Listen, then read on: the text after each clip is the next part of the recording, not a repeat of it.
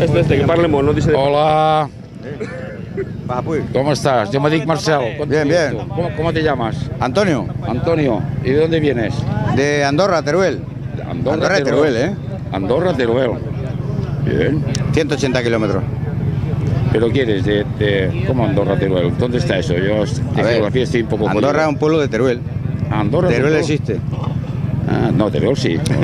¿Hay un pueblo que se llama Andorra? Sí. Aparte de la Andorra A que ver, todos está al lado de conocemos. Alcañiz.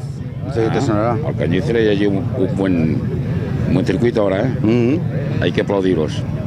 ¿Qué es la primera vez que vienes de aquí? No, no, yo vengo todos los años que puedo. Esta no me la pierdo yo. Bien hecho. Además, como estamos acostumbrados al frío, pues... Ah, sí, eso es bien. Aunque este año no, por la mañana sí que hacía poco frío, pero durante el día. No, pero bien, no, se puede aguantar bien. Los moteros somos duros. Buen chaval. Venga, un placer. Hòstia, tio, estava nevant allò.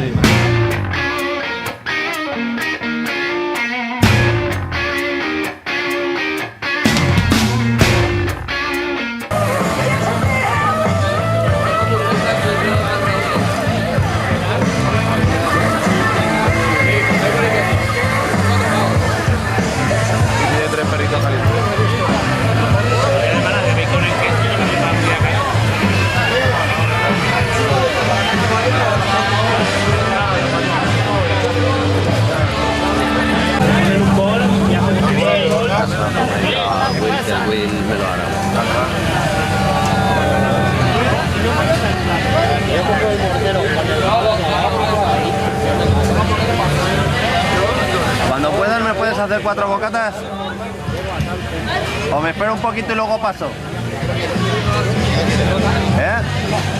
Dos de longaniza y 2 de longaniza con queso y bacon. Los 4 con alioli. Dos piezas nomás, no 3. De bacon 2. Bacon con longaniza, pero sin queso. Vale. Queso con longaniza o bacon y queso. Pues quiero que con queso o con bacon. Pues pongo 2 con bacon y 2 normales. ¿Vale? Con alioli los 4. Alioli no tengo. Alioli no me queda. ¿No te queda? Pues sin alioli. Le pondremos un poquito de mayonesa de esa de ahí. ¿Vale?